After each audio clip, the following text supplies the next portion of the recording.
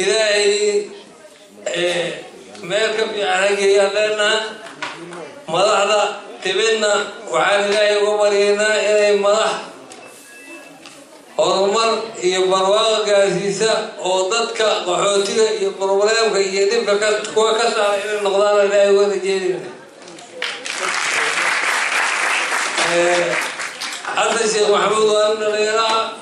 aqoon fiican u leeyahay weligiisna nin dalka ka tegay maaha marka waxaan rajeynayaa inuu wax weyn qaban doono insha Allah warjawaanina kolba ummadooda qofkay ammaanto waa ammaanaya waa halkaa kasi wada leenaha waana soo dhaweynaynaa wabilaahi tawfiiq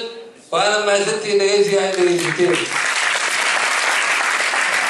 يا أبو المعزية محمد اسماء دكبورة ودياش بستروس وأنا هدرو بينا إن شاء الله تعالى أنا أقول كل بدل أن شاء الله حين يكون جدا أمراض ذي بيها بلا يلادو وقت كده حكمنا يوم لكن سيادة بصور الحجة إن شاء الله يا في حتى يصور قبل هذا وحاول إن شاء الله مدرج كم إذا مدرج كي من أمريكا كتير مجالات كثير مهم إذا كان هاي مدرج حسن عمر حسين حسن دكتور يقول لنا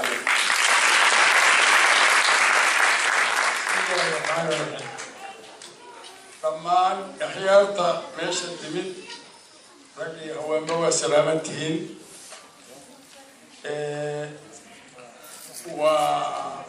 وعرفتها وعرفن قيمة بدن واية تاريخ الجليس واية وعرفن الموضوع إني جوجل ليك نقطة دولة عصب يسبدل عصب عضلك كبش هي سوتين maamulkii soo gaarsiiyey in la doorto baarlamaan dad wanaagsan doorta sagootintiisu marka waxaana laga rabaa annaga dadkeena qurbaha jooga ismudan jooga si sax ka kurkurul ka salaam qurxoon ka sacab fiican in aan u soo dhaweyno madaxda cusub ee timid البرلمان كوري إذا سبوت أنت ما راح يسوق جاتي برلمان وناكسن أو دورته ما راح وناكسن سيدا كوي هالتر دورته كله كسبوت أنتو هذا الوقت وإنتاس صدقوا لكن ما حدوني هنا نتغير عناقو استثنو تاسو hadday dhacdo inaanan annagu dawladda gacansiin inaanan annagu soo dhaweyn iyo xaflad wax ka baxsan aanan ku taageerin oo haddii sida aan la qiyaasayo oo adduunku isku raacsanya sida loo arkay dawladdaani dawlad wanaagsan waa inaan suuro gelinaa inay ka maaranto gacan ajnabi dhaqaale ajnabi dawlado kale cashuur dadkoodu dhiibay in annaga dawladdeena lagu maamulo waa inaan ka gudubnaa oo annagu aan dhiibnaa cashuurtii dalka lagu maamuli lahaa cashuurnin kale iyo dawlad kale iyo shacab kale ay bixiyeen hana lagu maamulo dalkeena annaga ceeb nagu tahay marka qof kasta dibad iyo gude oo Soomaali ah dakhligiisa qayb kamida كنت هذا هذا بيرتو وإنه ودي قصنة ده الدولة أنت أصلا أسمعنا إن أكوش قينو وايد دولة وحكرنا عصب أو بناكسم أو قيان وجامري سيد برمان كوكر سلام ده وحبي كليين شو دويت أنا وحبي كليين سيد ما رئيس كل الشعب كدومي هذا محمد شاصبان جواري كحاجة الناديسة برلمان كيسة مدحوينه رئيس الوزراء دورو وحاكت دونينا قصنا الدحال الدولة الصومالية إنا وحبا لغا حدين من العرض أوضتك الصومالية جيدا أي كوبا حاكو حسوكرا صوماليون أي وحكوة شبكرتو haddoo dhasho tuun in dad si gaara loo siiyo in dad si gaara ay u qaataan kalsoonida shacabka waa beeldareynaysi waxaa khasab inaan qofna lacag ku shubo waa wax Soomaaliya ay soo aragtay waayo loo soo noqday cadaalad darro keliya Soomaaliya haysa haddii cadaalad la helo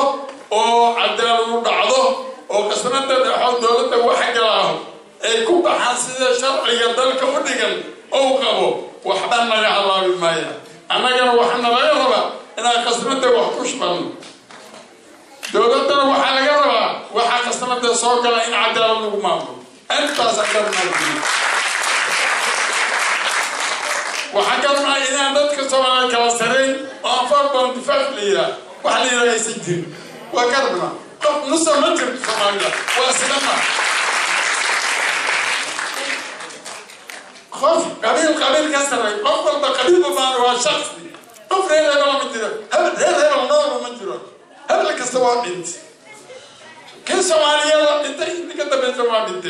هبل النور نيك وين سنه سوماليا نحن سومالنا لما انت حلو يسمى راعي يسوي احنا دينين يسوي احنا تاجرين بناك احنا مرت انت وين سنه وحنا لا يرضى ان منه من نبك كليا قالكم بسكرنا وحالنا كنا كلام العام marka waan ku bari hadalka soo yaray baa la yiri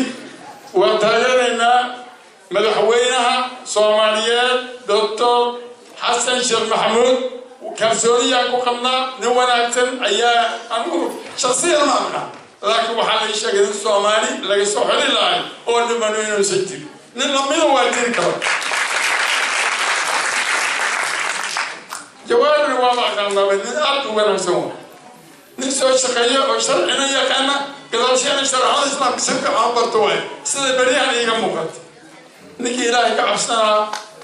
ومدي سنة دعوة نقول نقول وقاله ما كان يا وحنا نجربها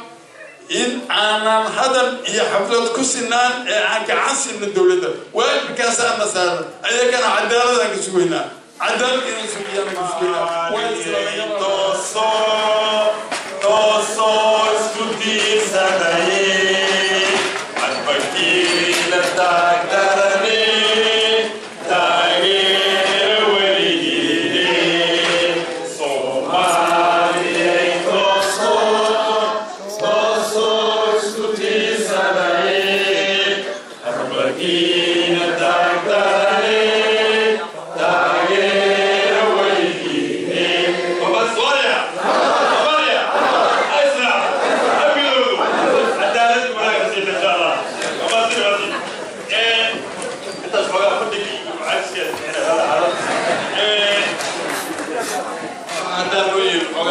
يا شيخ أنت حاولت لويل ولا لك المبتدع والله أنا في الأفضل ولا أوكي وحاول يا مرتدى شرفت الحين كتيمت مقالة كتير وهم لو كتيمت ضيارة سياسيين كرف مدريين وحاول يا بعد علم علم أيام يا إن شاء الله تعالى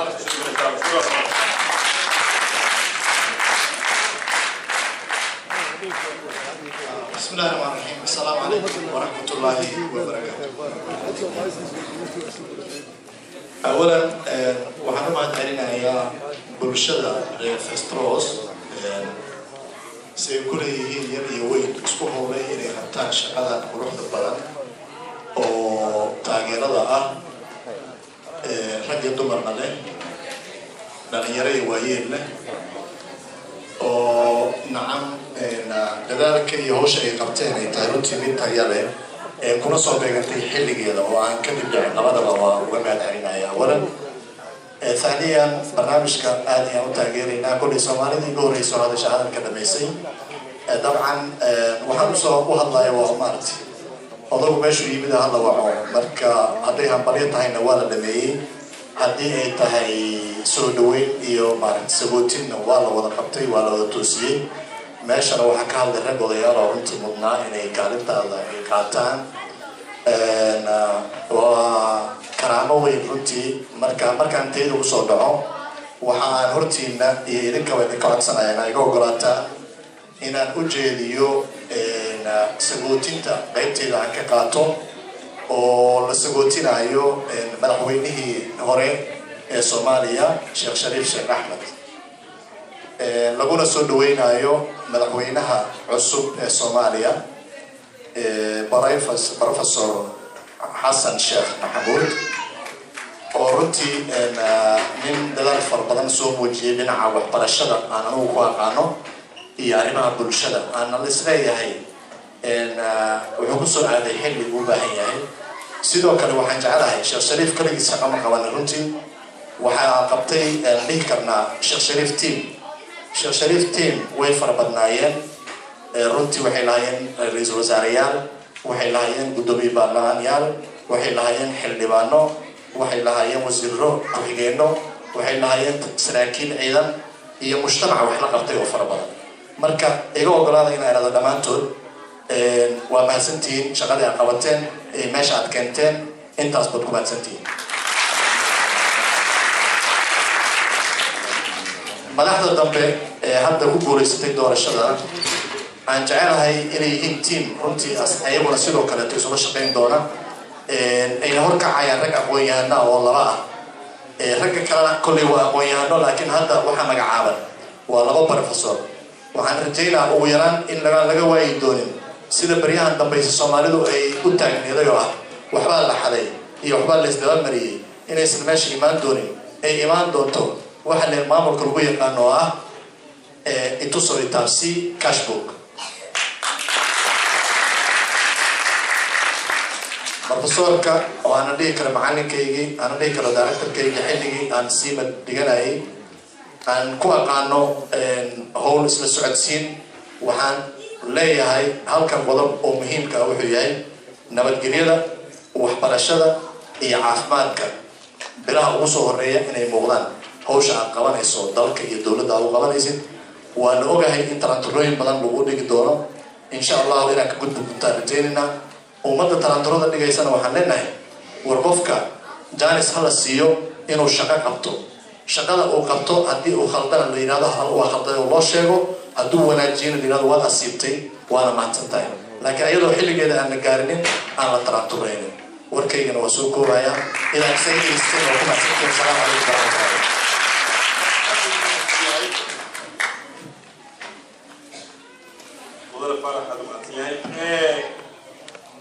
برنامج كسادم شيء سيدنا وفق وصلاة الله يلاذو وأنا ربنا قصد بيمايكا وميكروفونكا عقدتك قبل كفست ملان لكن هاي الكمدة أهل سياسي لكن مجالات فوقشتا حمزة عمر وقصة حتى وكيف بقى أحسن الباب اسمه يلاذو فوقشتا الحمد لله نحمده ونستعينه ومن شرور انفسنا وسيئات اعمالنا. كنت اكدب aniga ku hadlaya magaca xusbiga Center Party wakiilka gudoomiye Michael iyo dhammaan madaxda xusbiga Center Party Xassan waxaan hambalyo u diraynaa waxa wanaagsan ee ka dhacay dalka Soomaaliya quruxda badan iyadoo ay xaalado fara badan ku gadaaman yihiin oo nabadgelyada ku gadaaman tahay dhaqaalaha jirto haddana awooday inay doortaan qofka doonaya oo aqoon leh waxaanu leenahay wax wanaagsan baa samayseen aqoontii baa halka hore soo mariseen haddii aanu nahay xusbiga Center Party oo hadda jecel arrimaha Soomaalida iyo waliba dadka Västerås degan inaan wada shaqeyn dhow yeelano iyo Xassan aad baan ugu faraxsanahay ishana waan ku haynay wixii ka socday magaalada Muqdisho caasimadda dalka Soomaaliya waxaan soo jeedin lahaa maadaama xaflad qurux badan aan iskugu nimi oo aynu taageerayno madaxda cusub sida Professor Maxamed Sheekh oo aqoon-yahan ah dalka Soomaaliya sacrifice buu baahan yahay in la sacrifice la sameeyo loo baahan yahay inta la isku yimaado xaflad qurux badan oo ma baahna